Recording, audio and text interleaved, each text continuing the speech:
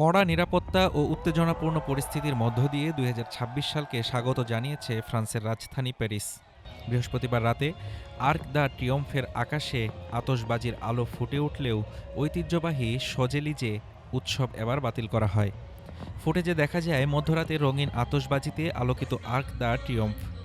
মুহূর্তটি মোবাইল ফোনে ধারণ করেছেন উপস্থিত দর্শনার্থীরা। তবে এর আগেই শহরের বিভিন্ন এলাকায় অস্থিরতা দেখা দেয়। আলজেরিয়ার ৩-১ গোলের জয়ের পর আফ্রিকান কাপ অব নেশনস উদযাপন ঘিরে দাঙ্গা ও সহিংসতা ছড়িয়ে পড়লে পুলিশ পরিস্থিতি নিয়ন্ত্রণে নামে। বেশ কয়েকটি দোকানপাট নিরাপত্তার কারণে দরজা জানালা বন্ধ করে দেয়। উদ্ভুত পরিস্থিতি মোকাবেলায় প্যারিস জুড়ে মোতায়েন করা হয় প্রায় ১০,০০০ পুলিশ সদস্য। ফ্রান্সে বছরের শেষের উদযাপন ঘিরে অতীতেও সহিংসতা ও ভাঙচুরের ঘটনা ঘটেছে।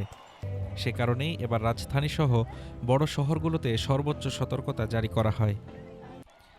Desk report, Dhaka today.